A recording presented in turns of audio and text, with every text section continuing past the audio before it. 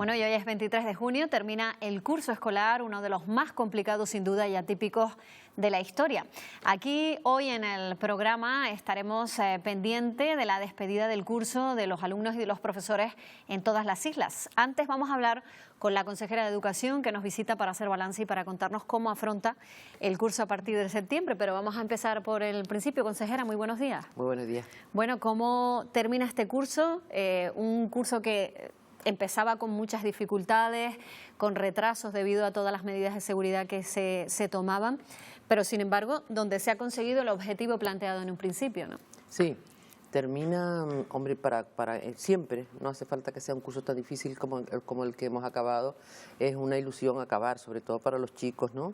Para el alumnado y el profesorado, que ha hecho un trabajo en este curso excelente, ¿no? Que yo siempre pongo en valor. Había mucha incertidumbre, eso también influía muchísimo, y mantener las medidas dentro de las clases, ha sido mucho el trabajo. Y bueno, pues hoy que se acaba esa tarea es una alegría tremenda, ¿no? Eso hoy se verá en las fiestas que hace cada uno de los centros, cuidando, sí, todas las medidas de seguridad, siguen en vigor evidentemente, pero están muy felices, ¿no? de acabarlo. Y nosotros también, de haber cumplido con nuestra obligación y haberlo hecho en colaboración, como digo, con toda la comunidad educativa. Ahora lo vemos un poco de otra manera con la distancia, ¿no? Pero desde luego parecía algo prácticamente imposible contener los contagios como se ha hecho, sobre todo porque estábamos en plena pandemia. Quizá ahora las cosas han ido mejorando, la vacunación ha avanzado, pero en ese momento estábamos en pleno auge de este virus, ¿no? Y además no sabíamos nada, ¿no? No solamente ya todo el ámbito educativo, sino en general toda la sociedad. Nos cogió muy desprevenidos en todos los sentidos y era tremendo, pero bueno, yo creo que fue una buena decisión y yo creo que había que empezar las clases, había que hacerlo de manera presencial y yo cada día estoy más contenta de haber tomado esa decisión, ¿no? O sea, sabíamos que era un riesgo, evidentemente, pero a veces hay que hacerlo así, ¿no? Y cuando uno tiene la responsabilidad de estar gobernando, como es el caso, uno sopesa evidentemente las cosas, no es una decisión fácil, tiene que tener argumentos para hacerla, fundamentos para hacerlo, y nosotros los teníamos porque Sanidad también nos amparó en todo ese sentido, ¿no? Pero bueno, tomamos esa decisión y desde luego no nos arrepentimos, sino todo lo contrario. Bueno, superado este curso que termina, se enfrenta al siguiente, al que empieza en septiembre, con unas condiciones todavía muy similares a las que hemos tenido durante este curso.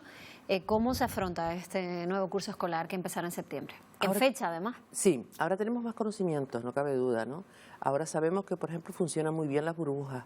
El otro día en la conferencia sectorial, donde estaba tanto educación como sanidad, lo reconocían, ¿no? Las burbujas han dado muy buen resultado. Tanto es así, por ejemplo, en Canarias ha sido magnífico en el sentido de que hemos tenido contagios, evidentemente, muy bajitos, entre el 0,1 y 0,4 de grupos confinados, pero nunca un centro cerrado. Eso es un éxito tremendo.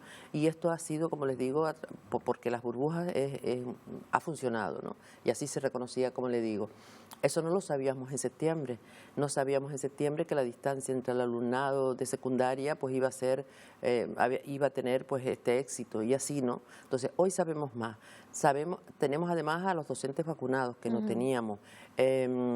Posiblemente antes de que empiece el curso, según dice el Ministerio, los chicos y chicas de 15 años para arriba, o sea, bachillerato y cuarto de la ESO, y esto posiblemente entrarían también vacunados en el nuevo curso, ¿no? Quiero decir, tenemos muchísimas más ventajas, evidentemente, que las que teníamos en septiembre de este año, ¿no? De este año pasado.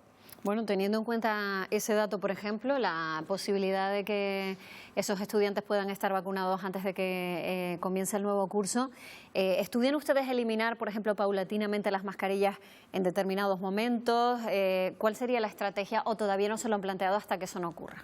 No, vamos a ver, nosotros todos los cambios, en el momento que las pusimos y en el momento de ir desescalando este asunto o desescalando, pues lo haremos siempre con el amparo de Sanidad, todo lo que Sanidad nos recomiende. Hasta ahora lo que se ha hablado es para el día 26 quitar las mascarillas en lugares abiertos y tal. Nunca se ha hablado, por ejemplo, de los centros educativos, ¿no? Nosotros lo que vamos a hacer, por supuesto, ya estamos en ello, es coger el protocolo que tenemos del año pasado e ir revisando en qué medidas se mantiene, que yo creo que son casi todas, y cuáles no. Pero siempre nos falta el marco general que desde luego marca el Ministerio para todas las comunidades, ¿no? Y eso es lo que haremos.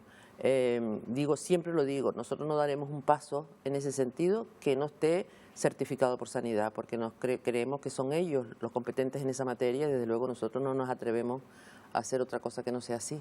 Bueno, con esa dependencia, ¿no?, que hay del Ministerio, y teniendo en cuenta que la decisión la toman ellos, después de la experiencia de todo este año, siendo objetiva, ¿hay algo en lo que usted se ha fijado y ha dicho, bueno, pues esto lo cambiaría, esto no, esto ha funcionado bien, pero podría funcionar mejor? No, le puedo decir, siento que parezca tal, pero es que de verdad yo creo que ha funcionado muy bien.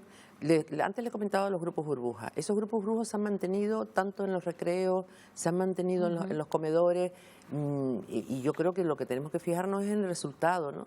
Entonces, si el resultado ha sido bueno, yo creo que excelente, si me permite, yo creo que pocas cosas se podrían cambiar, a menos que la situación general cambie, que es lo que estamos esperando, ¿no? Claro, si es así, estaría condicionado sería por muy eso. agradable, por ejemplo, que los chicos salieran al recreo sin mascarillas, por ejemplo, ¿no?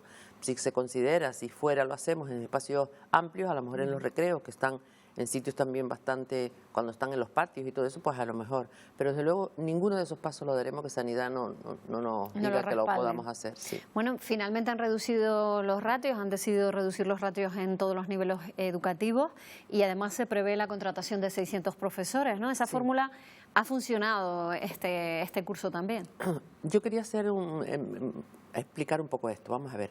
Por un lado están los profesores que eran necesarios. Las contrataciones de los 2.500. Claro, esos son los profesores que hemos tenido que contratar para que se pudieran aplicar las medidas, es decir, las distancias entre alumno y alumno, una serie de cosas, ¿no? Entonces nos hacía falta esa plantilla que tenía su contrato y que termina el 30 de junio. Pero esto es otra cosa, y esto cuando se termina su función, se termina su contrato. Pero nosotros entendíamos que la calidad educativa en Canarias, en educación, habría que mejorarla, ¿no? Y entonces entendíamos que no se trataba de una subida de ratio generalizada, porque yo creo que eso no está bien, ¿no? Con eso solo no tenemos.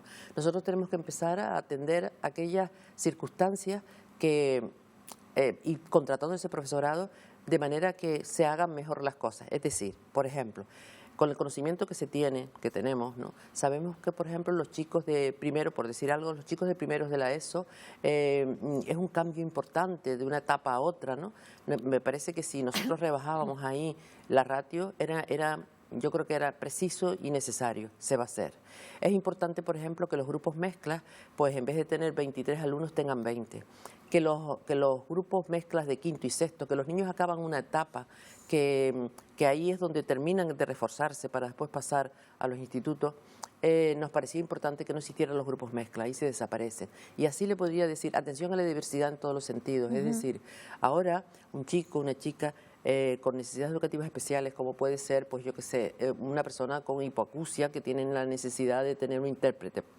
Bien, cuando terminaba la etapa obligatoria, o sea, cuarto de la ESO, el niño o niña no se llevaba ese recurso con él para el ciclo medio. Yo creo que nosotros tenemos otra mirada, entendemos que los recursos van con el alumno, no con el centro, ¿no?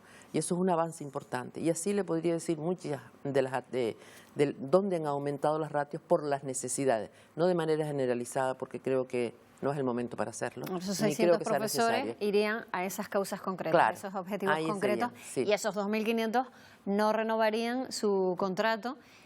Algunos sí, porque estarían dentro de esos 600. Sí. Exactamente, sí, bueno, para aclarar. No sabemos si los van a renovar, porque, por ejemplo, si efectivamente las medidas son las mismas, necesitaremos, por supuesto, profesores y profesoras que nos ayuden a llevar a cabo esas medidas, ¿no? Pero todo eso es prematuro. Lo que estoy segura son de los 600. De lo que me falta ahora es saber qué dice Sanidad para esas medidas y en función de eso contratar al profesorado. Perfecto. Comedores escolares. Muchas familias dependen de ese servicio. Ayer lo decía usted en el Parlamento de Canarias.